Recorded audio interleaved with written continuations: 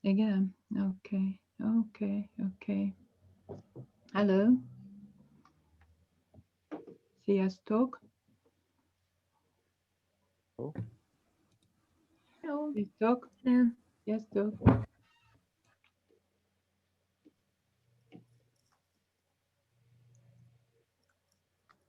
Hello. Hello. There's a familiar face. Hello.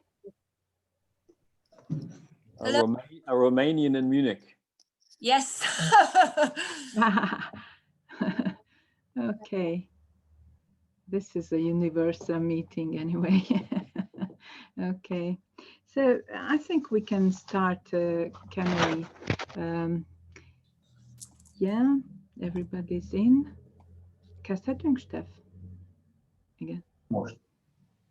Okay. Okay. So I will speak both languages for the beginning.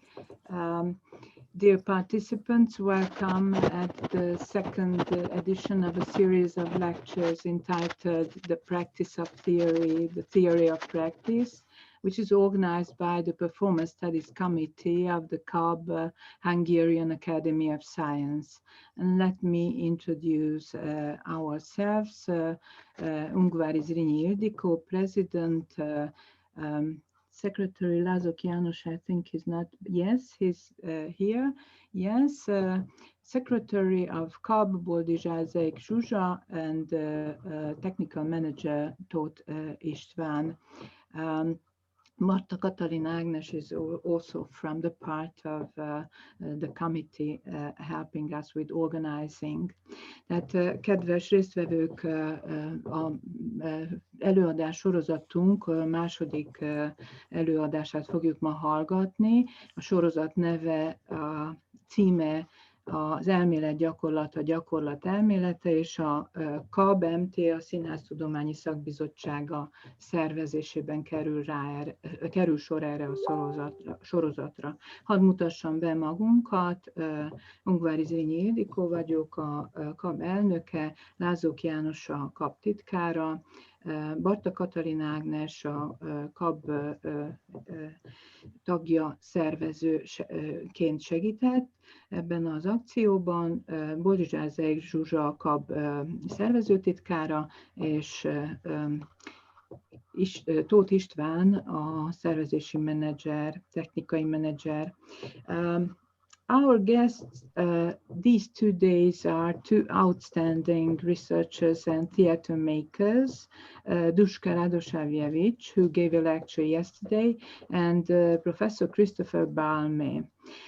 About the series of lectures, I'd like to tell shortly that we invited academic people with practical experience to present their views about the restructuring of theater and of theater education after the social turn and the new engagements of arts which result in the overlapping of theater roles, the reorganizing of the theater market, and the formation of theorists, dramaturgs, critics, playwrights, and so on. The situation needs, in our opinion, a thorough analysis of both theater phenomena and their cultural context, which is further complicated by the present pandemic situation. Theater during or after the pandemic must rethink the formation of theater makers, the systemic work of theater institutions, their social and aesthetic roles. Tehát, and let me tell it in Hungarian, hadd mondjam el magyarul is, két vendégünk, 2 napig Duška Radosavljević és Christopher Balme. A rendezvény sorozat olyan előadásokból áll, ahol egyetemi emberek, tudósok, kutatók adnak elő, akiknek gyakorlati tevékenységük is van, és bemutatják azt, hogy mit gondolnak a színház újraszerveződéséről és a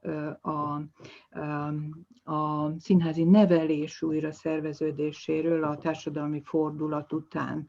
Milyen új kihívások elé állnak a művészetek, amelyeknek folytán a színházi szakmák határai összemosódnak, újra rendeződik a színházi piac, és hát új szabályok elé, vagy kihívások elé áll a szakemberek képzése.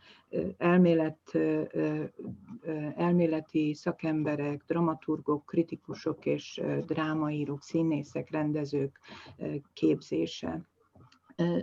Szorosan, illetve alaposan elemezni kell ezt a helyzetet, mind a színházi eseményeket, mind pedig a kulturális kontextusukat, és hogy hát nyilvánvaló, hogy ez tovább bonyolítja a jelenlegi krízis helyzet, ugyanis a pandémia után vagy alatt is újra kell gondolnunk a színházcsinálóknak a képzését, és az intézményeknek a felépítését, újra struktúrálását, társadalmi és esztetikai szerepüket is. Röviden ennyi, és hát Christopher Balme meghívottat fogom bemutatni. Today's invitee is Professor Christopher Balme, scholar of theater and performance studies, professor of Ludwig Maximilians University Munich, chair of the Theater Studies Institution. His well-known theater studies book, originally Einführung in die Theaterwissenschaft, has an English version, the Cambridge Introduction to Theater Studies, and let me serve the visual needs too. So it's vice versa, yes. Else. This is the Theater Studies book. It became a famous book, and it is now in the 5th revised edition since its first publication. Other books by him is the Theatrical Public Sphere, which I showed before, and Professor Balme has published widely on German theater, intercultural theater, and the relation of theater and other media. Professor Balme's current research interests focus on the legacy of modernism in the globalization of the arts, theater and the public sphere, the relationship between media and performance. And his projects investigate the global theater histories and theater communities. To tell it in Hungarian shortly, Balme professzor a Ludwig Maximilian University Müncheni Egyetemnek a színháztudományi tanára és színháztudományi intézetének a vezetője. Felmutattam egy könyvet, ami alapkönyv, a szakirodalom fontos tételévé vált világszerte, magyarul is felmutatom, és hát ez a Cambridge Introduction to Theater Studies, a másik könyv pedig, amit mutattam, The Theatrical Public Sphere, tehát hogy a színházi nyilvánosságról írt könyvet. Témái közé tartozik a német színház, az interkulturális színház és a színház, valamint más médiák. Balme professzornak a jelenlegi kutatási területe, a modernizmus öröksége, a globalizáció idején és a globalizálódó művészetek sorában, média és előadás kapcsolatai, projektjei globális színháztörténeteket kutatja a feltörekvő országokban, 45 után épülő színház és szakértői hálózatok alakulását.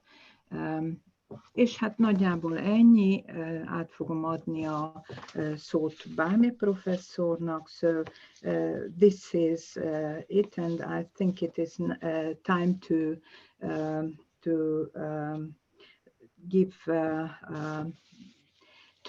give room to Professor Balme's presentation. Before that, I'd like to kindly ask everybody to mute the microphones in order to hear better. So Professor Balme, the floor is yours, please.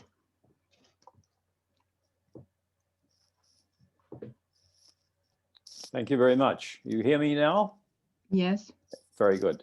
Thank you very much for this kind introduction, and it's a great pleasure to be joining you here via Zoom. I've never been to your university, but I did make it to Cluj a couple of years ago, and I spent a very interesting week at the university at Cluj and the university there. So next time when the pandemic is over, I will try and make it in person. So to try and explain what I'm going to talk about today, I think it's important that I show you the research context in which I'll be speaking. And this is, the context is a research project called Developing Theater, Building Expert Networks for Theater in Emerging Countries after 1945. This is funded by the European Research Council. And as you can see from the subtitle, it's mainly focused on developing countries, non-European countries.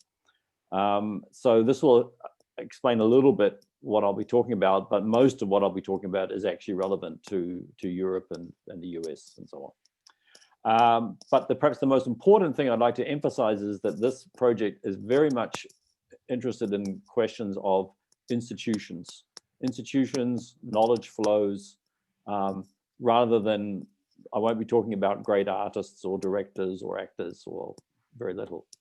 So it's institutions is what interests me and the importance they have in affecting what we do, and particularly the globalization of the arts and the theater. So this is the context, and so let's start the talk. So I'll start with an observation, a very recent observation, that the university today is under attack. Of course, we as scholars who deal with the arts, theater and the arts, are well used to being told that our place is a very marginal one, that we have only a very small place at the big table, or perhaps we should even be under the table, waiting for the crumbs to fall down. Whereas compared to the so-called important disciplines, the STEM disciplines, science, technology, life sciences, and so on. But in fact, we can now observe that the whole university itself is, I think, under attack. And I'm referring now to a very recent article in the Times Higher Educational Supplement, which consists of an interview with an American commentator, Thomas Frank, who has written a book called People Without Power, and it deals with populism. But the main argument is that he says we must challenge the worship of educational attainment. You know? And John Morgan, who interviews him, writes, which I think is a very interesting quotation, following the Brexit vote and Donald Trump's election in 2016, a slew of books, so many books, have spotlighted the political divide between graduates and non-graduates, along with the iniquities and inequalities bred by the educational meritocracy that is now the driving principle of many Western societies. So this is the argument. Yeah, the key word here is educational meritocracy, i.e. rule by the university educated. And indeed, this argument is not even a new one. In fact, it is being echoed by a number of other publications, all of which have appeared this year, which I think is interesting. For instance, David Goodhart's Head, Hand, Heart. David Goodhart is a British political commentator, director of a think tank. Also the book by Michael Sandel, The Tyranny of Merit. They both advance similar arguments. And of course, it goes without saying that both authors are university educated. Goodhart and Frank both point to the more balanced German system as an antidote to the excesses of university education. So it is in fact ironical that a leading German philosopher, public intellectual, and former social democratic minister of the culture, Julian Niederrümelin, published a book in 2014 entitled Der Akademisierungswahn, so the mania for academic education. And it is subtitled The Crisis of Vocational and Academic Education. And he argues that the famous German dual education system, which kind of balances vocational and academic, is itself in crisis because of an overemphasis on university education. So we're seeing a large discussion going on, which doesn't just target the arts in the university, but the university itself.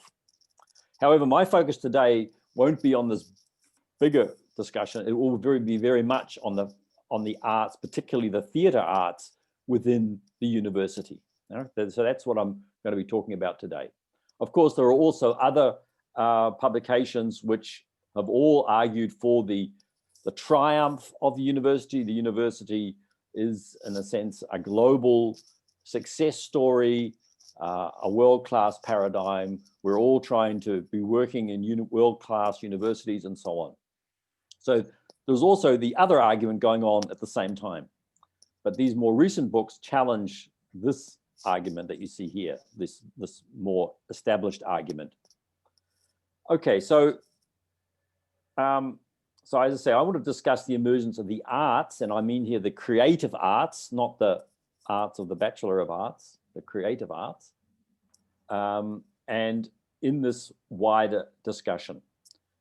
And my approach is based on institutional theory, or more precisely, neo-institutional theory. And this is a branch of institutional theory which has gained enormous influence over the past 20 years, you could say. And my paper departs from recent research into what can be called the global university. And this research studies the success story of the university as an institution and how it disseminated throughout the world, especially in the last 50 years. And the authors, David Frank and John Meyer, are both self-claimed neo-institutional sociologists.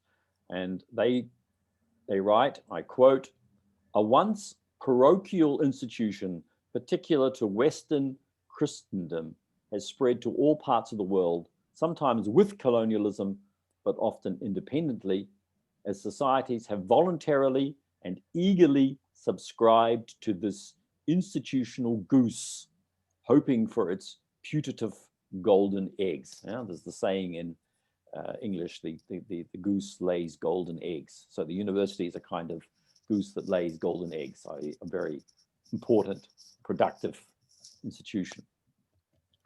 So, although the university originated in medieval Europe as part of the church, it has become one of the most successful institutional models of the modern age, and especially perhaps one of the most influential institutions to emerge from the late 19th century. And its success story is nowhere more visible than, in fact, in the so-called developing world. This is what I'm working on in my research project. And John Meyer, one of the authors, writes in another paper, he says, even in sub-Saharan Africa, which enters post-colonial society with almost no tertiary education, we find the same growth pattern. So here we can see on a graph which compares the growth patterns of universities, industrialized West, Eastern Europe, Central and South America, and so on, plus sub-Saharan Africa. And then we can see another map, another graph looking at just at the since 1970, and there you see that the growth rates for the developing world are actually faster than for the developed world itself. Yeah, so this institution, which has emerged from Europe in the Middle Ages, if you like, but particularly from the late 19th century, has been adopted everywhere, yeah, and at increasing rates. Now, Frank and Meyer propose the controversial thesis that the institutional model of the university is distinguished primarily by its overwhelming homogeneity, yeah? So the university is almost always the same. wherever it takes root, anywhere in the world. Yeah, it's always the same.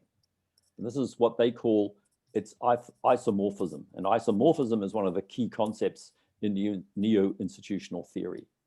So as an institution, it's very homogeneous, isomorphic. As an organization, it's very heterogeneous. So the organizational forms are very different, but the institutional form is very similar. So it's a key distinction that they make. It's a key distinction in all neo-institutional theory, and it's particularly relevant, they say, to the university. And this observation is backed up by a large amount of empirical data going back to the 19th century.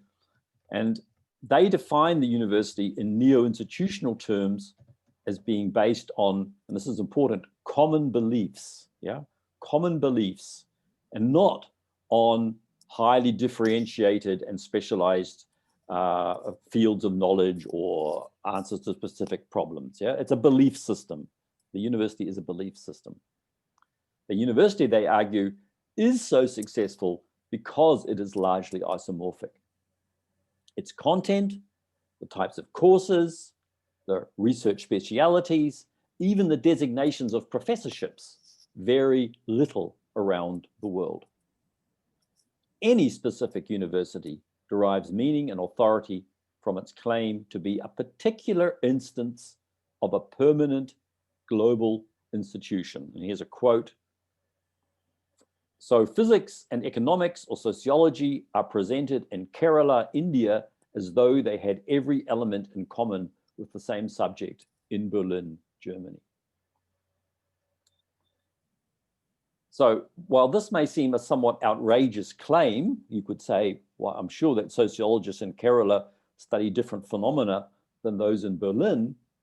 It is, in fact, comprehensible if we understand the theoretical foundations on which the empirical research is based. And as I say, it's important to grasp this distinction between the institution and the organization, because the institutional framework is isomorphic, but the organizational forms can be very, very different. And that's, in fact, that's the success story. So we must distinguish between institution and organization. And this is a quote from another neo-institutional economic historian, Douglas North, who got the Nobel Prize for economics in the early 90s. He says, institutions are the rules of the game and the organizations are the players, yeah? And there are many different games going on with many different players, but they're all following the same rules. And that's the tension between the organization and the institution. So that's the basic premise of their argument, and it's a premise I want to kind of develop for us, you know, for our interests in the arts. So let's look at further. So we're talking about the university as a world institution, yeah, almost always the same everywhere we find it. And it's probably, they would argue, the most important conveyor of the global knowledge society. And it's distinguished by a number of features which the authors define broadly as religion-like or cosmological. Yeah? These features include commitment to a body of knowledge that is believed to be universally, I'm quoting now, universally or ultimately true. And they term this a cosmological supposition, that reality is the same everywhere and always. For example, many examples, gravity, yeah? We all believe there is such a thing as gravity. In fact, we all know there is gravity. And there are some people who don't agree there is gravity. There are other forces at work, but they don't usually work in universities, yeah? So everyone who works in a university would agree there is such a thing as gravity, or that the world is round and it's not flat. Now, we all know there are people who believe the world is flat, but they're not usually working in a university, hopefully. Except that's perhaps the Trump University, that might be an exception. Okay, so this means that such knowledge can be examined and taught under one cultural and institutional frame so that it can be discussed and compared in highly distinct cultural locality. So you can get a degree in physics in Berlin, and you can go and work in Africa or Asia or the other way around, and it works fine. Yeah, we can move. And this is because we're all basically ascribing to the same belief system. Now, it's also important to assume that human beings everywhere can acquire this knowledge. Yeah, there's no difference. Okay, persons who possess an adequate level of education can acquire this knowledge, and they may even, in fact, add to it by doing a PhD. It's also obvious that the university, as a place of knowledge acquisition, should be indifferent to questions of nationality, race, or gender. So these categories of difference, which are so important, in fact, should play no role whatsoever at a university. So that means the university is quite literally universal. The university is universal. In a world of cultural relativism, the university is one place which is universal. Also, and this is an important observation the authors make, which I like, it affects our identity. It affects our personhood, having gone to a university. For instance, the certificates and diplomas we acquire at a university, they elevate normally our social status, and they stay with us for our whole lives. Yeah, we can never lose them. We never have to renew our university certificates. Like we have to renew our passports or our driver's licenses. We don't have to renew our degrees. And in fact, sometimes they can even stay with us after our death. They can be inscribed, our degrees can be inscribed on our tombstones. Yeah? Or in the case of Germany, if you do a doctorate, it changes your name. Yeah, it is included, your name changes, and you have to get a new passport or a new driver's license because you're now Herr Doctor or Frau Doctor. And in fact, in Austria, even if you do a master's or you used to do a master, you could also become a magister. And that was also part of your name. So university study is very, very important. It affects who we are. Yeah, and this is generally the same around the world. And another, and perhaps as their final observation, which I'm going to mention here, is that they say it's universal, it's a success everywhere in the world, but it was basically useless as a precise instrument for social progress. Now, they say it doesn't work very well. It works as a belief system, but not for addressing precise social problems. And this is because the university adheres to the idea of basic research. Yeah, when we do basic research, we don't know what it's good for. Yeah. So this is also an interesting, almost a paradox of the university, is that it's hugely successful, but it's not actually very useful on a purely functional level. And this is, as I said, to do with its basic academic nature. Now, there are exceptions to that. For instance, after the French Revolution, they tried to set up specific institutes which are much more focused, and I'll come back to this, the Soviet Union after 1917 really questioned the function of the bourgeois university. Even in the United States in its early days questioned the university, but it soon, of course, it changed after a while. So the university as an institution has been able to accommodate and flourish under very, very different organizational forms. So that doesn't really matter. So your university might be state financed and the students may pay fees, or they may pay no fees. It may be financed by an endowment. It may be part of run by the church or whatever. That doesn't matter. Yeah? It can flourish under very, very different organizational conditions. And that doesn't actually change the basic isomorphic form. So that's the basic framework. And now I want to look at arts institutions, because this is what we are all very interested in, I assume. Okay, so now we have to make a distinction between proto and real universities. Now, this is very important. Yeah? Proto and real universities.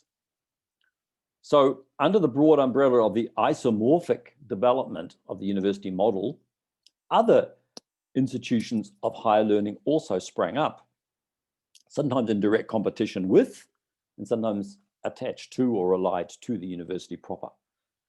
Initially, they were distinct from the university. So these proto-universities would include, for instance, music conservatories, art academies, military academies, polytechs, and so on. Now, these are all, according to Frankenmeyer, proto-universities, not the real thing.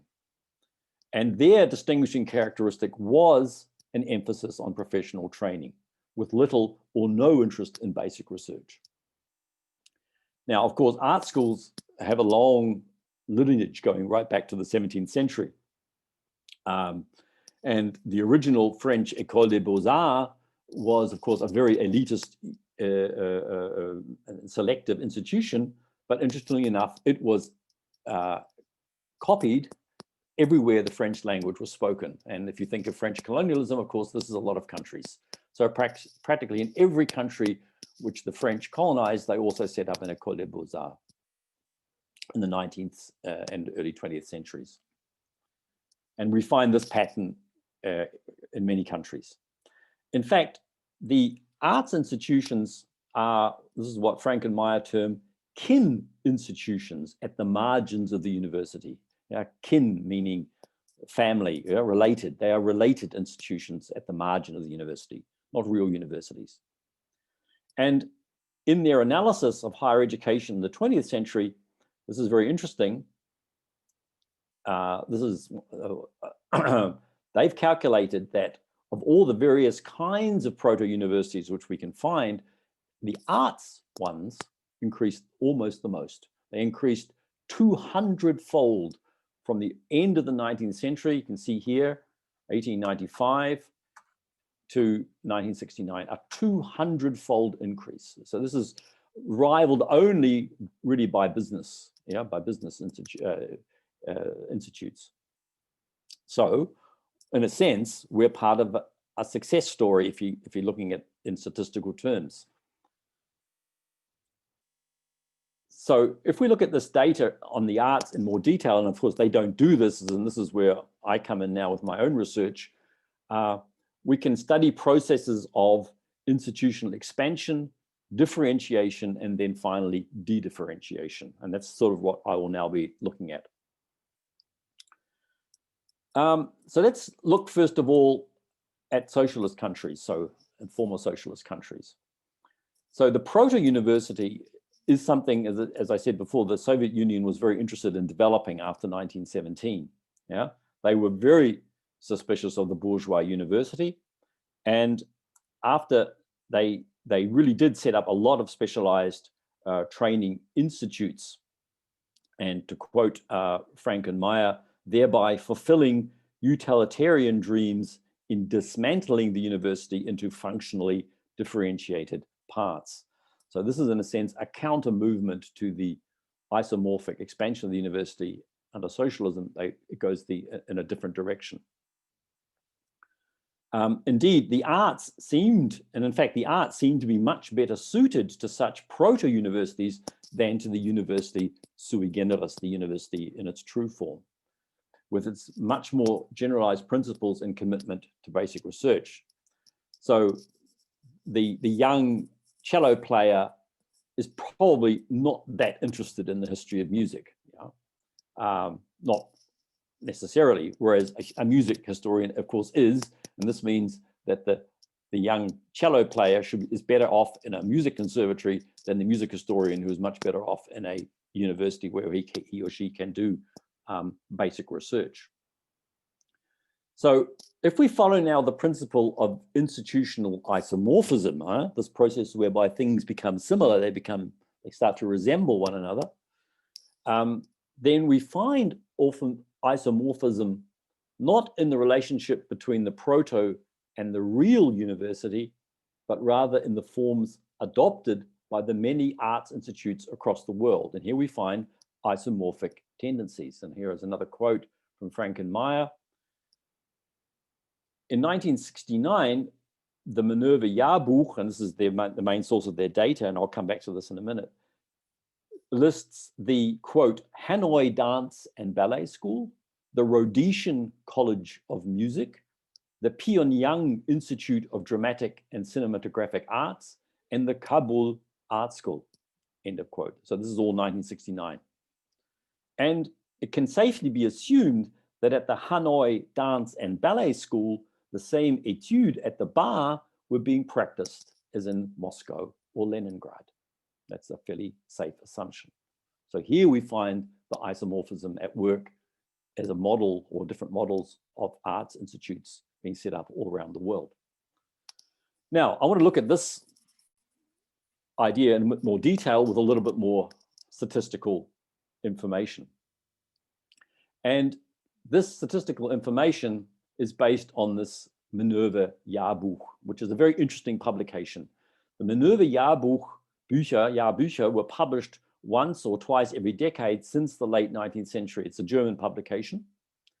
And basically they tried to track all institutes of higher education, including museums and academies, yeah, including the names of people working there, the designations of their professorships. So it's a huge amount of data. And ultimately, it became impossible. And it was discontinued after 1969, because then you just cannot cope with that amount of data in one publication. But as a resource, it's fascinating because you can track the emergence of the university and higher institutes of higher education from the late 19th century to the end of the 1960s. And so this is what so here's some of the data I've managed to extract from this. So here I've analyzed the data from the early and mid 1950s on the one hand, and the late 1960s on the other. So I'm comparing two sets of data here. And I'm looking at different genres. So I'm looking at architecture, music, the fine arts, and theater and dance. And because this is the distinctions they make in the, this is how they divide the institutes up themselves.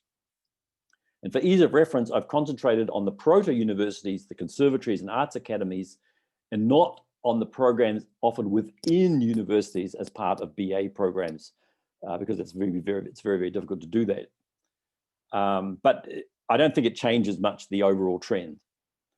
So the yearbook distinguishes between Europa and außereuropäisch, so Europe and non-European. And non-European also includes the USA.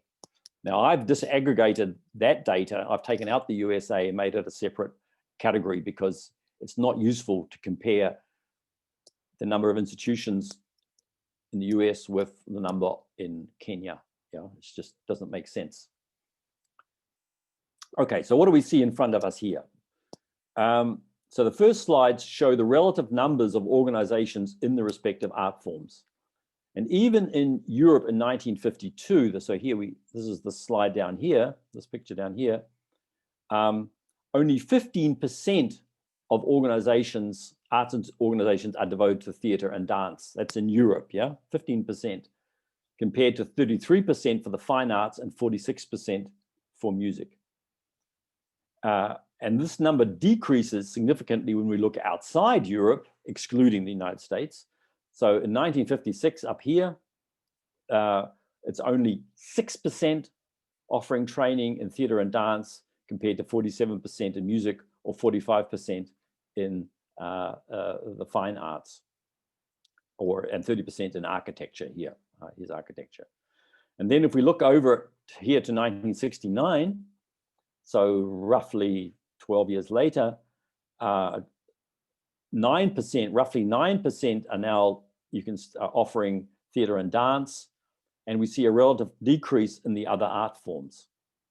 Now, an interesting observation concerns the importance of architecture in non-European countries compared to Europe. So we have more, relatively speaking, in non-European countries than in, and this I think has to do with the whole development question, that there's a lot of money was being invested into architecture because of all the building programs that were going on. Okay, so that's sort of the basic breakup. You can see here, you know, in a sense, a very minor importance of theater and dance in this overall expansion story, at this period at least. It's changed, of course, later. Okay, here's the geographical distribution. So we're looking now at non-European arts institutions of higher education in Asia, Africa, and the Americas without the USA in 1956. So we find some here around South America, a little bit, practically nothing in Africa. We have Morocco, Algeria, Cairo, and in South Africa, and then nothing. There's nothing. I'm not saying that nothing exists, but it's certainly not recorded in this Jahrbuch, in this yearbook. And we have a few scattered around in Asia, a little bit in Australia, and also in New Zealand, which is very encouraging. Okay, so this is 1956. Let's jump forward now to 1969. And immediately, so you see there's quite a significant increase within a decade. Yeah? So many more in India, many more in Africa. We already find, for instance, here in Nigeria, a specialized school of drama at the University of Ibadan in Nigeria. We have a conservatory in Kenya, and so on and so forth. So there's been a big jump, and of course the reasons for this are fairly easy to explain. This is of course decolonization. Yeah, decolonization is in full swing in the 1960s, and a lot of money is being invested by the states themselves, but even more by external funding. So the United States government is investing in universities, the British government, the French government, they're all investing in universities in their former colonies, except for the United States, they're not former colonies in most cases, except for the Philippines and a few others. So, and more, also very, very important, there's a huge investment by American philanthropy. So the Rockefeller Foundation, the Ford Foundation, the Carnegie Foundation are all investing money into universities in developing countries and in arts institutions. And this is sort of, if you like, the heyday of the relationship between philanthropy and arts institutions. For instance, and this is an example I've studied in a lot of detail, the School of Drama at the University of Ibadan got, in the course of the 1960s, $400,000 from the Rockefeller Foundation alone to build up a program of theater studies. And this is by far the largest amount the Rockefeller invested in theater anywhere outside the United States. So it's quite a massive infusion of money and institution building. Okay, so this is the overall trend. So what I want to look at now, and this is the third part of my paper, is I'm not going to go on. I could show you that online. It's quite the interactive version, but it's too complicated. So the third part of my paper I want to call the universitization of theater or theater education. Now, the universitization doesn't really exist in English, but it's what I really mean. It's how theater training it becomes increasingly drawn into the university. Yeah? So it becomes part of this isomorphic development. So as we've seen, the number of specialized theater training institutions outside Europe and the US remains small, or is small by the end of the 1960s. And of course, in most of these countries, there is no professional theater. So why should they create these kinds of institutions? You know? That's not, of course, the case for Argentina or Brazil or China and so on, or Japan, where there is professional theater. So my focus now is global. So it's I'm not looking at the developing world now in particular. And so there are so many that I've now changed my approach to what I would call a topological approach. And this means I would now like to divide the whole question of theater and the university into in a sense 5 models. Okay, and I will look at each model briefly in detail. So historically speaking, the first model is the conservatory, and which later become national drama schools in the 1970s.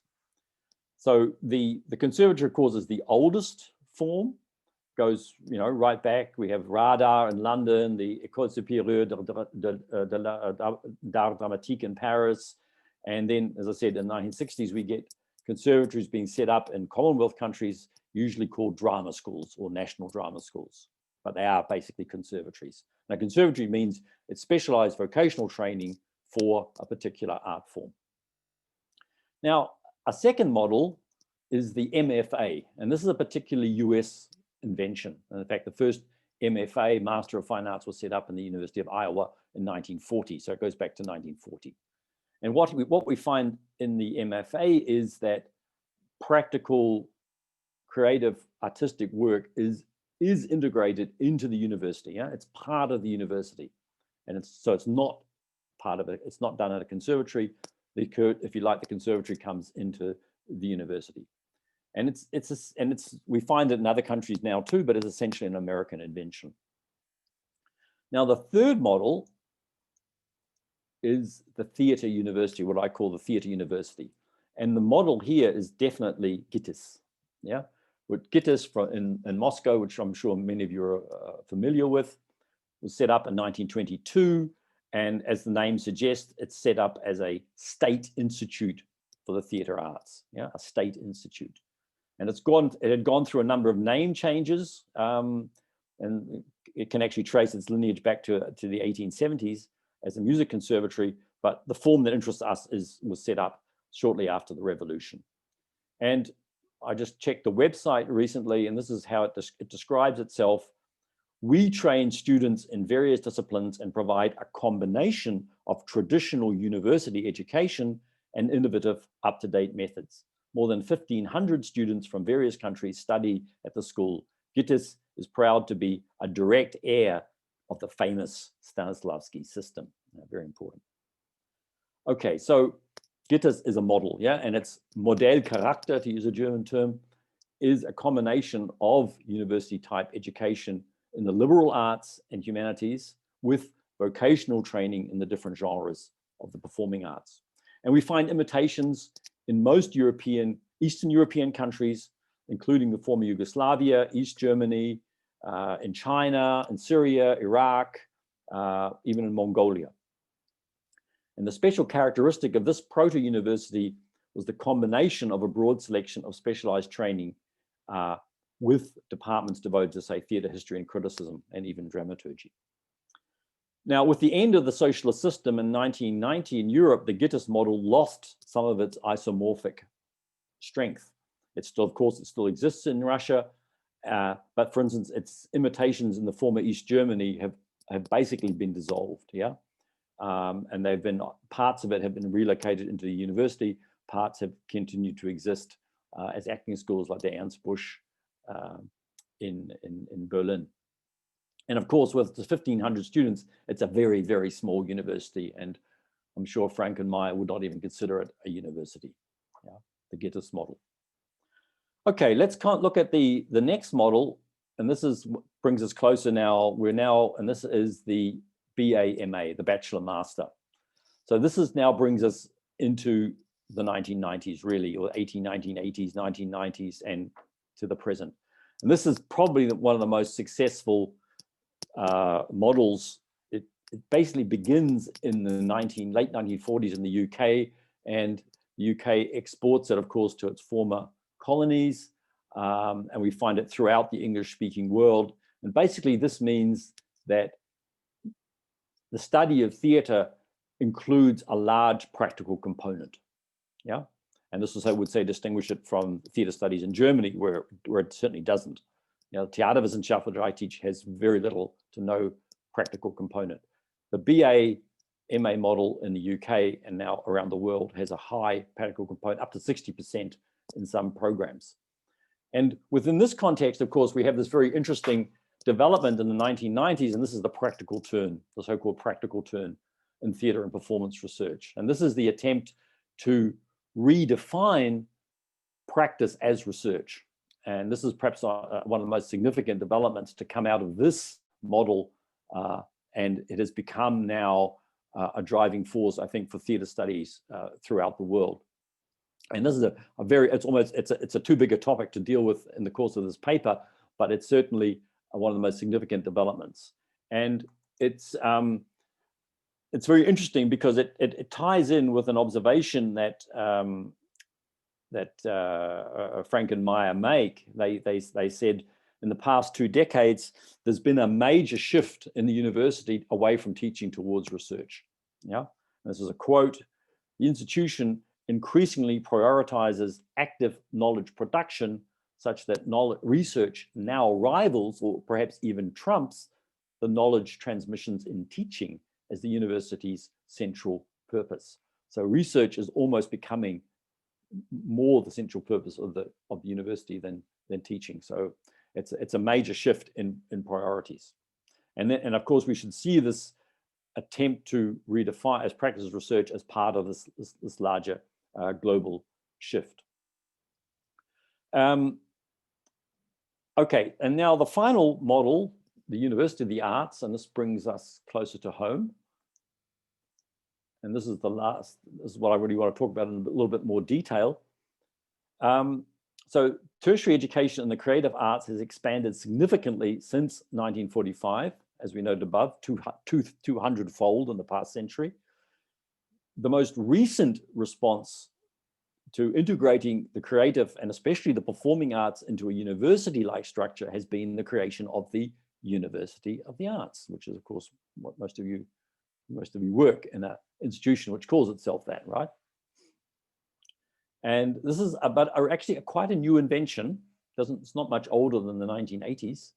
And here is I did a Google Ngram service search on the frequency of the term University of the Arts. And you can see here a rapid increase. It doesn't practically exist in the 1970s, and then it shoots up in particularly in the 1990s. And now, so it's increased. You find many, many, many more uses of this term. And this is a sign of the institutional expansion. So by 2000, there were already scores of organizations terming themselves a University of the Arts in some variation of the term. Yeah, we have a Hochschule der Künste in Berlin, but now it calls itself Universität der Künste, the University of the Arts in London, the Alberta University of the Arts in Canada, and of course the University of Arts in Târgu Mureș in Romania, or the Victorian College of the Arts in Melbourne, which is now a faculty of the University of Melbourne. So we find this happening all over the world. Now, I can't, of course, look at all these examples. I just want to look at 4 examples in a little bit more detail. This is what we call a constant case sample. I've just basically put in a topology of 4 examples of University of the Arts.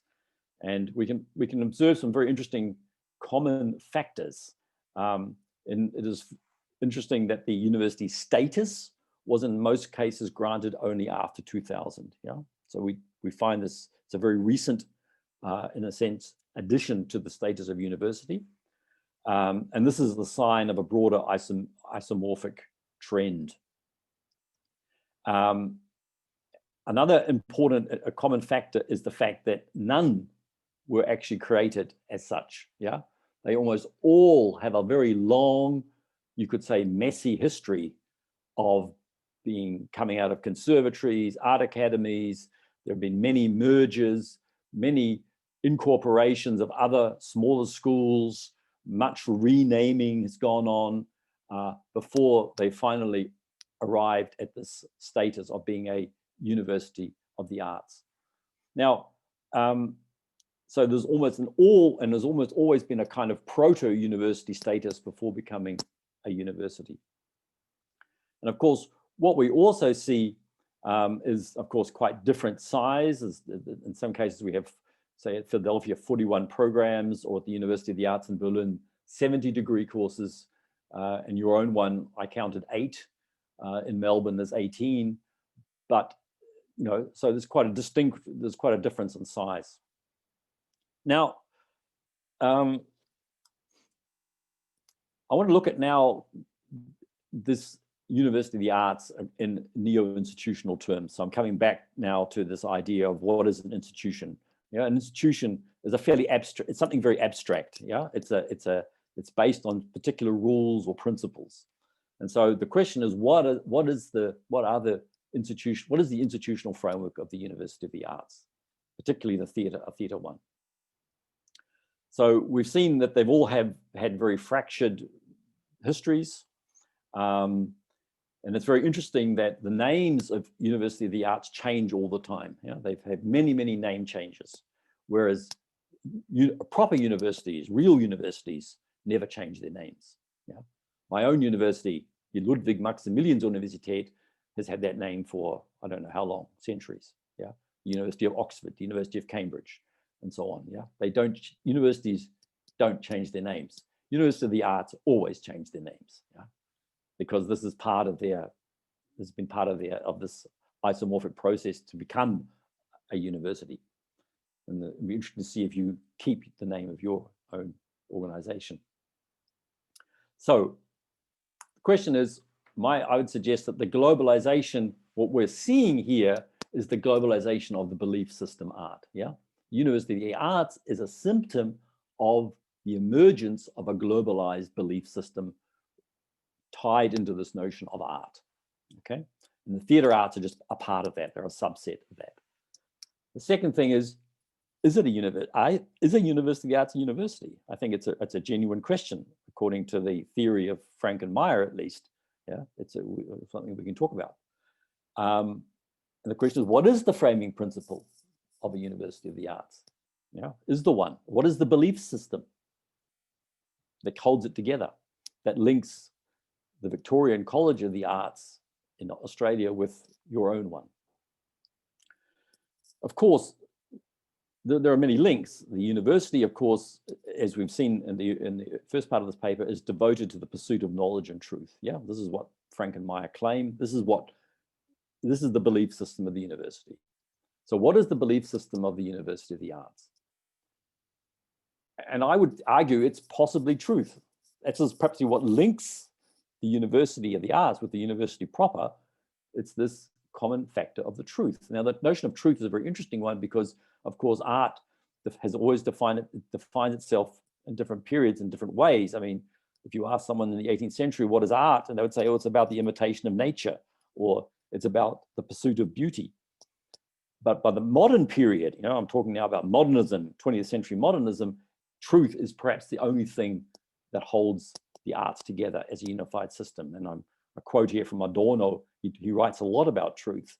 He says, truth content in artworks is the materialization of the most advanced consciousness, truth system. And of course, who could forget our own Stanislavski, An Actor Prepared, a quote from The Actor Prepared. This book is just full of references to truth and truthfulness. It's in a sense what defines his system. It's the actor's search for an ability to achieve something like truthfulness. So it seems to me that this could be the belief system which defines the University of the Arts. And there's another interesting difference, though, between proper universities and University of the Arts. And this is the question of participation. Who can get in? Who can attain entry to this institution? And if we look now at the OECD figures, this is a very recent tertiary education, you can see the average 45% here, 45% of people in OECD countries attend university, 45%. And if you go up to the top of the graph in Korea, it's 70%. South Africa, it's under 10%. So, but OECD countries, it's 45%. This is a lot of people who go to university. And of course, this distinguishes the university proper from the University of the Arts, because the University of the Arts is highly selective. They're almost all highly selective. They take in few students, relatively speaking, and they select these students on the basis of certain, what are the principles that you select? In the 19th century, we would have said genius. In the 20th century, we would say talent. And in the 21st century, we would say creativity.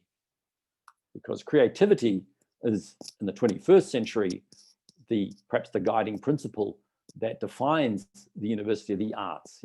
And it's a very interesting term because it links the older terms, the older belief systems such as genius or talent or whatever, with, so these are sacralized terms, these are semi-religious terms, with the neoliberal logic of the 21st century. And I'm referring here to Richard Florida's book, The Creative Class, or Creative Industries. You're all familiar, I'm sure, with these terms, which have become absolutely central terms which link the arts with wider economic processes. And so I think we're in part of this very interesting development. So we're not so interested now in divine inspiration or being kissed by the muse. We're interested in how creativity can create added value in the economy. Now, I want to try and bring together now these three institutions, the religion, the university proper, and the University of the Arts. So what links them? And I propose the linking factor is the future. Yeah, they all have an investment in the future, but in quite different ways. So the artistic work is by definition projective. Yeah, it's always interested in the future because it's projective. Yeah, coming from Latin projectum, that which is thrown forward. Yeah, and this term project, we find it in all European languages. I'm not sure about Hungarian, but I'm sure you do. But in Europeans, we have project in German, we have progetto in Italian, projet in French, and so on. And these terms all arise in the 17th century. Yeah, and they're all linked, first of all, with the language of administration. Yeah, the language of administration shifts its understanding of trying just to manage the present to shaping the future. Yeah, so the language of administration starts to look forward to the future, and of course we already have the word in the artistic context as well.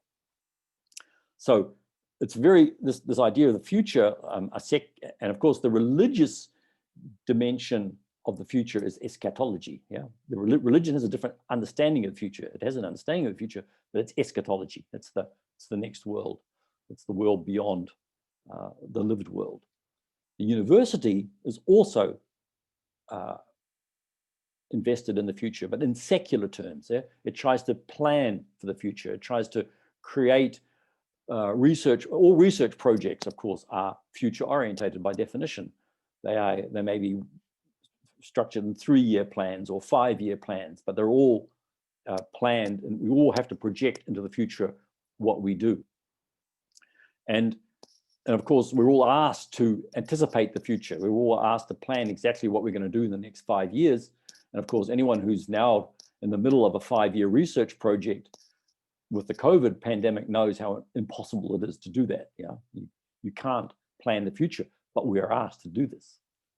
And this is, I think, very interesting to compare the university, the future thinking of the university proper and research with that of the arts. And here I would argue that the future in the arts tends to be more, it's not eschatological, it's utopian perhaps, and it's aleatory. It's much more invested in chance, possibility rather than probability. Yeah. So there's the whole aleatorics, of course, is part of John Cage and so on. So this seems to be another different understanding of the future in the arts. And so the question is, how can we reconcile these differing understandings, particularly the secular future of the university, the planned future of the university research, and the aleatorics of the arts. So yeah, academic research, I call this planned contingency. This is we're always planning for contingency. So final slide, I'm now finishing up. I'll stop talking. The future, what does the future hold for the University of the Arts or for us all? And I think it's a very uncertain future. I've sort of been arguing that the University of the Arts is not really compatible, or only in some ways compatible, with the university proper, this isomorphic success story. And if we're looking now into the immediate future, the post-corona world, then it may not be too good. Yeah, this is a very recent headline: disaster stalks Australia's arts courses. So this is the future of arts study in Australian universities, and some of them are really under threat. Yeah, they're too expensive. They have too many staff for too few students. The Australian university system, of course, is a fee-based system. And those systems, the arts courses, or the place of the arts in the universities, is a very, very uncertain one indeed. So I would like to end on this pessimistic note, and I look forward to your questions, should you have any. Thank you very much.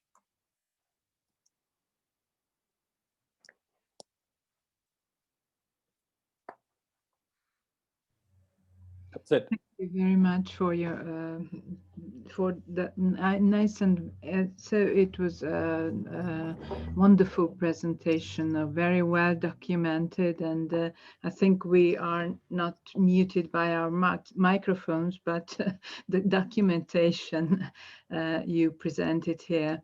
So please ask your questions if you can unmute yourself.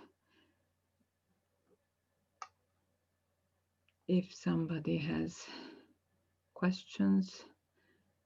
It was really an impressive data series of data that I think really helps us to rethink our universities and the social role of our universities and their future. So questions, please, if there are any. I'm sure. Comments, it can be a comment. You can disagree with me. Please disagree with me. Say this is completely not the case in my organization. Doesn't work for me. That's the usual, what I usually hear. Viviana is going to say something. So yeah, hello, my name is Viviana, and I work on international organizations, it seems. So all throughout your lecture, I kept, doing notes and like writing down things. And I have a question, which is at the same time a comment, which relates to, this idea of proto-university that Frack and Meyer proposed. And of course, it's of interest to me and everyone I think here, because we are East Europeans. And much of the, institutions that we learned in and we were granted diplomas from were created after basically the Soviet model to begin with. And then in the 1990s, of course, they were awarded, like you very well showed us, university status, but they were institutes, right? And my question is, actually I have two questions, or I'm sure I didn't understand like the depth of your argument, and this is probably why I have these questions. So the first one was, what is in your research the role, again, this is Eastern Academies, right? Because you, of course, by the Soviet model, you had the institutes that were doing training, especially in the performing arts.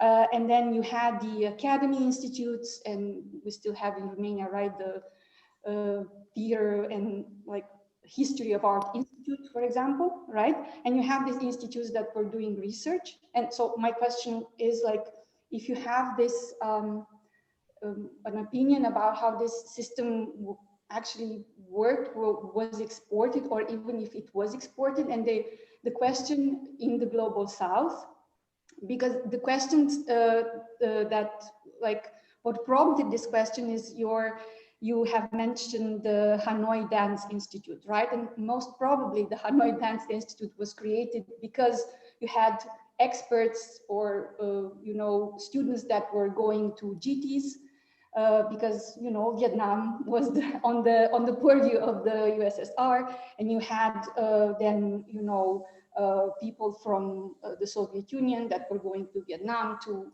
give training. And the second question would then be the question of the ideological system.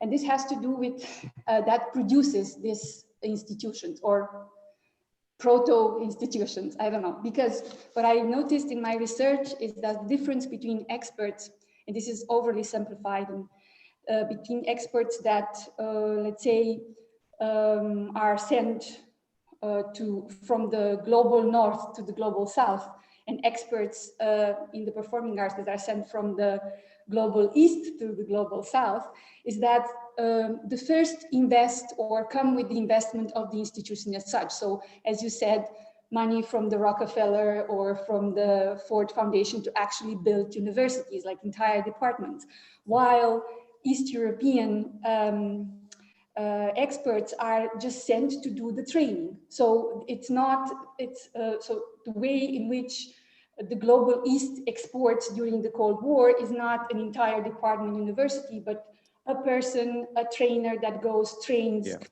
there something. And then the follow-up question is related to the belief system that you proposed, which is truth and talent, let's say. But then, of course, this applies to the Global East, right? To Soviet Russia and the East Europeans who were exporting. But I think what was more viable for, or like what was most important for the East Europeans and for the Soviets was the way in which the training could be replicated, right? So the level of replication of the training. So you could, this is the discussion in the 1930s and in the like mid 1930s in the Soviet Union, where the socialist realism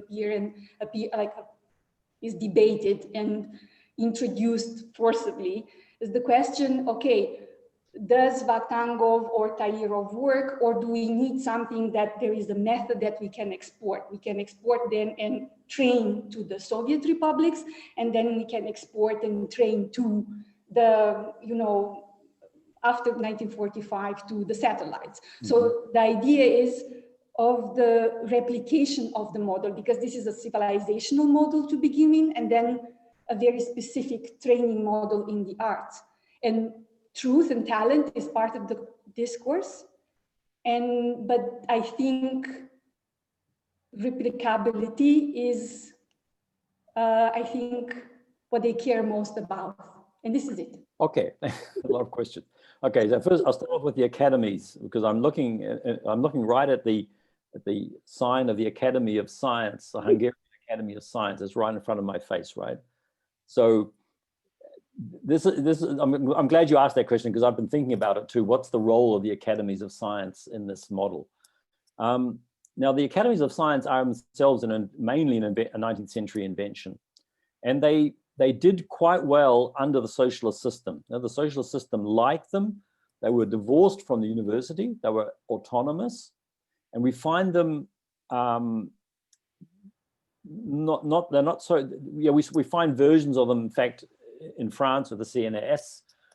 We have them in Germany, but their function's a little bit different, I think. We have them in Austria. And I think they are really, today, they are struggling to find their role. They're struggling to find their place, yeah? It's become, in Germany, the Academies of Science, the Akademie der Wissenschaften, we have them in Bavaria and various places. They are mainly concerned with funding long-term research. So these are research projects where you might have 2 or 3 people dying in the course of this research, yeah? I mean, the most famous one is the Thesaurus of Latin and Greek, which is published in Munich. It's been going since 1885, I think, and it's still going. And so I think they've had 5 different directors of this research project, which is because they keep dying. And it's still not complete. Yeah, this is what Academies of Science in Germany can tend to focus on. And now recently they've been given a advisory role, which is quite interesting. They've become into, like in the COVID pandemic, yeah? We're getting advice from the Akademie der Wissenschaften, Leopoldina. But generally speaking, they have this, I mean, the people who work in them are all university trained, but they usually have a somewhat tense relationship with the universities themselves, because they don't have a teaching role. So it seems to me, on one hand, they seem a little bit anachronistic, yeah, and on the other hand, they're being redefined. I think in this new research-driven world, they may in fact find a new role for themselves. So I think it's still a bit undecided what's going to happen to them. The second thing about the Soviet Union and the ideological system, yeah, I mean, Frank and Meyer say this, they say the Soviet Union invested in highly specialized institutes in whatever, it could be technology, architecture, or the arts. And And you're quite right. They're very interested in knowledge transfer. Yeah, that's the whole point. Yeah, you create, and this is I think where we can see the Stanislavski system, because it's a kind of a system which can be exported, and it is exported. It's exported around the world. It's the most successful pedagogical model anywhere. Yeah, and the Soviets, they sent teachers to China in the early 1950s, and Stanislavski is hugely important in Chinese acting. Yeah, there's in the new Central Academy in Beijing, the new campus they have out in the north. There's a big statue of Stanislavski. It's the first person you see is Stanislavski. Yeah, not Mei Lang Fang of the Turkey, but Stanislavski. So, and I think it's, and I would argue it's because these are modular systems. Yeah, these are systems that have parts. You can take them, you can adapt them to a cultural context, and they can be transported with, as you're saying, one or two people to teach them, who become multipliers, who then and they go on and train. So this I think is very much the university, the Soviet model, but it's not really, as I say, it's outside the university proper. It's very much linked to highly specialized training institutes, and yeah, and it's part of our history. It's what happened in the Cold War.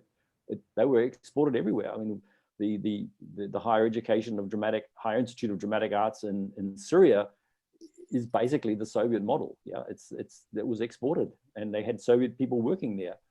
The Soviets set up a ballet school in Cairo in the 1960s. Yeah, they brought in a ballet coach, and it still exists. It was actually a very successful long-term model. So they perform ballet, and they're performing ballet in Cairo. You know, yeah.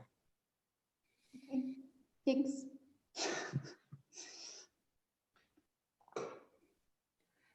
Other questions? Ildiko, I would like to ask a question.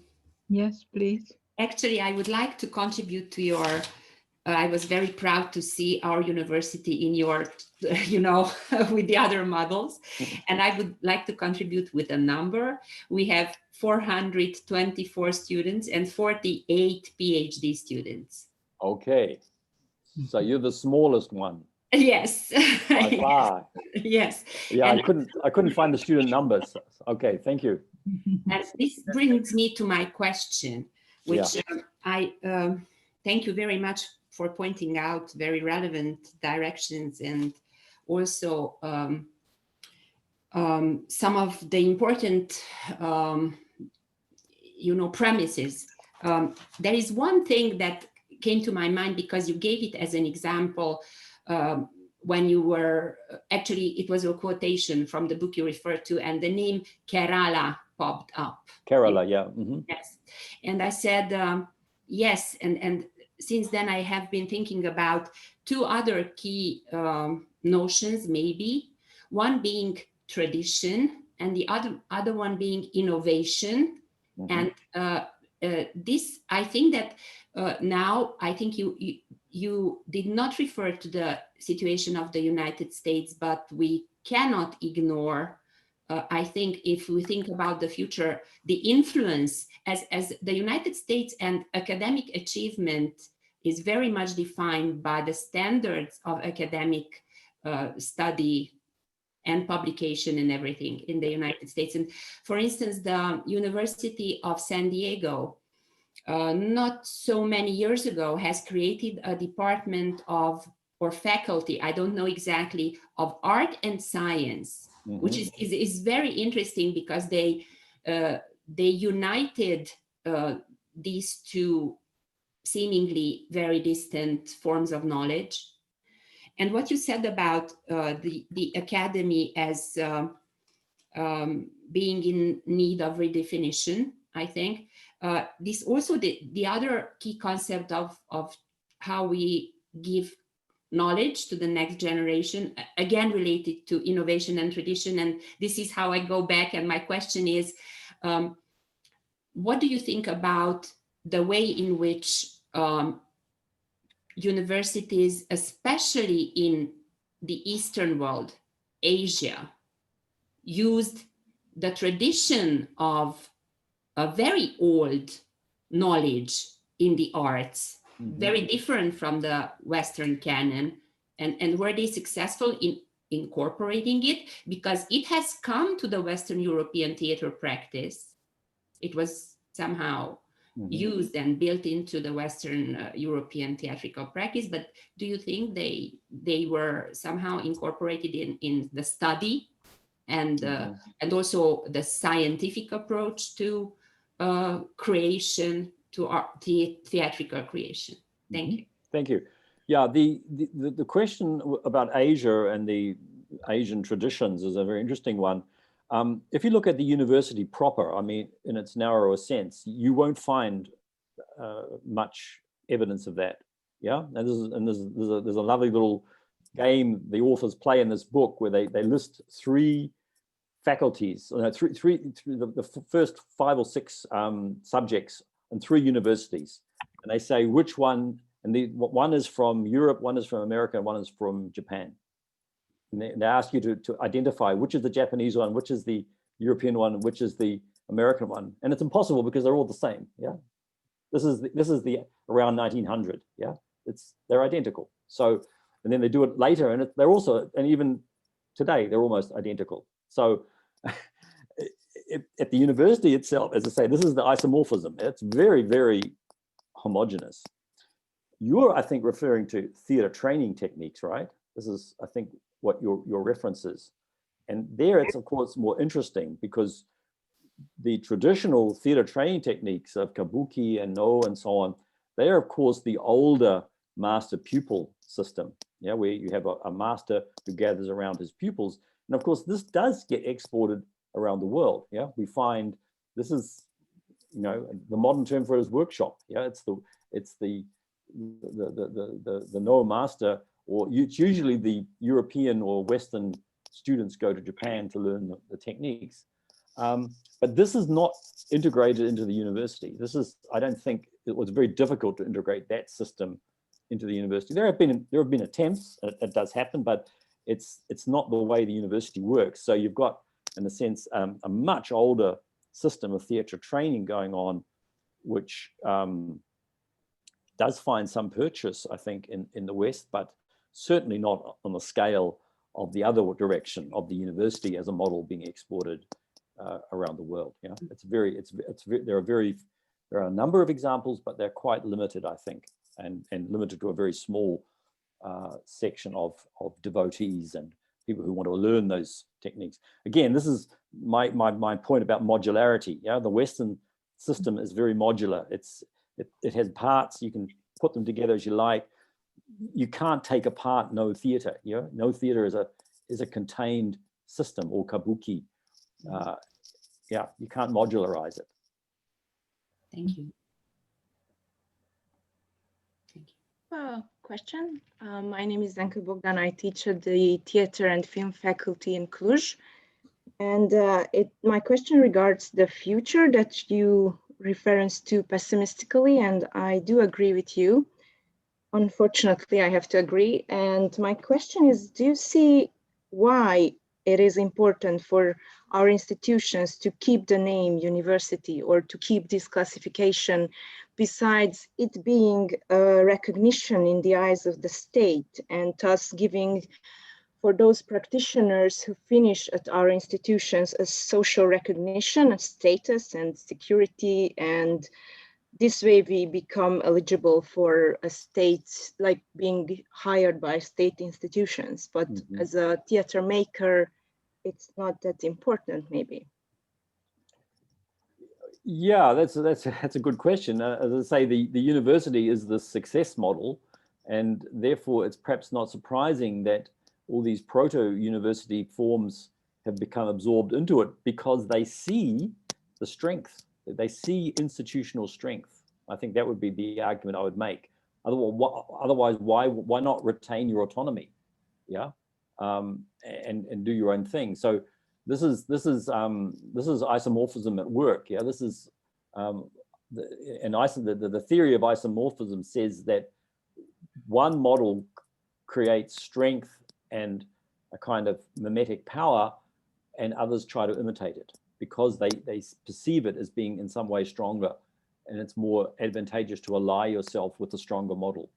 And this seems to me is what has happened, whether, you know, it's obviously politically driven, but politicians are only following worldwide trends.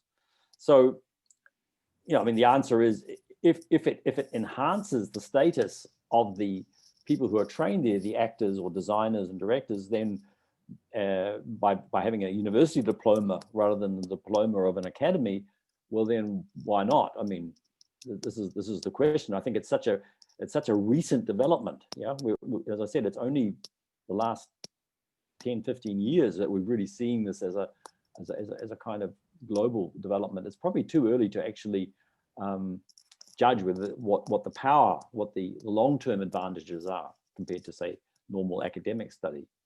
Interestingly, in Germany, the actor training institutions are fairly autonomous. They haven't become absorbed into the university. Yeah, the most prestigious acting schools, like the Falkenberg-Schule here in Munich, it calls itself an academy still. It's not attached to the university. Yeah, well, the Ernst Busch is sort of attached to the university, but it's still very autonomous. So we're kind of in this transition phase, I think, as far as the arts are concerned. But the trend seems to be clear, yeah? The trend seems to be towards this university as the overarching model. Whether that's through a name change, you just call yourself a university, or whether you actually join a university, say in the Australian example, that I think is what has to be decided. Thank you. I have a short question. Do you think, or do you know a successful combination of regional values and interests and the university? I mean, university working for regional interests, having a regional spirit. So do you know such a successful model? Yeah, sure. I mean, the most famous regional success story, of course, is Stanford and Silicon Valley. Yeah, that's a regional success story which became global ultimately. But originally, it was one university, really, or perhaps several around that region, who built the whole digital revolution. You know, and the university had a huge role in that. I think what you're alluding to is this whole idea of the world-class university, right? The world-class university, which is this incredibly annoying term, where we're all supposed to be part of world-class universities. I think there are many examples, and to say it's not the sense of the university being a specialized training institute, but it's part of a regional development program. And I think, even looking out my window, I'm looking over at the biotech park, which is very close to the University of Munich. Yeah.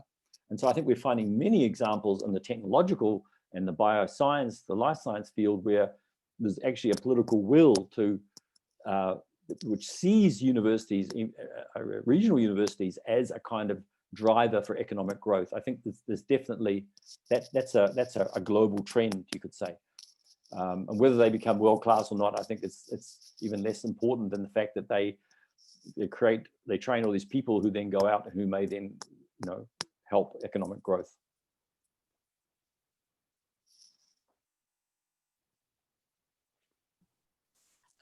I have a short question as well. I would like to ask you, what is the role in your research, the role of the personal dimension of the institution? How do you see the personal dimension, the individuals in the system, in the institutions? That's a big question. Well, the theory, I mean, the theory is that you always gain. The individual always gains, yeah, by being part of this incredible success story university. And I'm staying with the university now, yeah.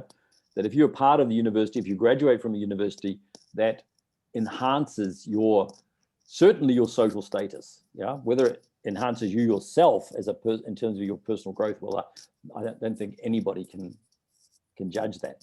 Only the individual can judge that. But certainly seen from the outside, you are enhancing your status, your social status through attending a university. I think there's no doubt about that.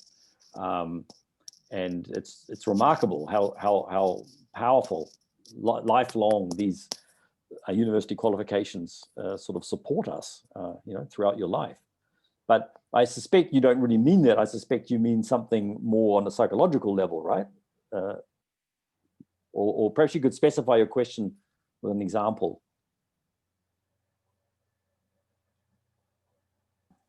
I think actually these models were built on very actually the name Stanislavski was brought up by Viviana and by you as well, and these big masters role in these art universities are actually, I think, are very important today as well. So are they important if we look in this homogenistic way? If they still hold that status, or it is I don't know. There are these names and these masters, these big trainers lose their status, and they are. Okay, yeah. Okay, I have an answer to that question, or is the comment on that. I think it's a very interesting observation. I call that the charismatic model, yeah? I mean, Stanislavski, Meyerhold, Trairov, Vakhtangov, all these, Gotovsky, yeah? They're all masters, and they all gather around them pupils, yeah, followers.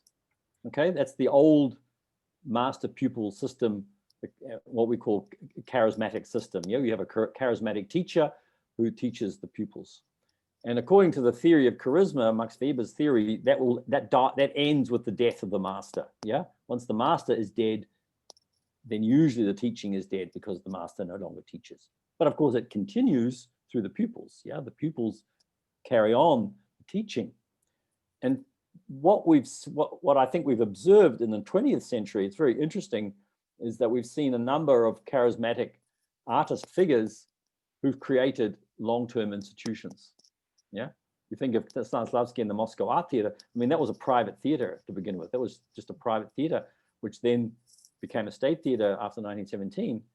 And now it's a kind of the national theater of Russia, right? I mean, so you have one charismatic figure who manages to institutionalize his thinking and his aesthetics, so that now it becomes part of the state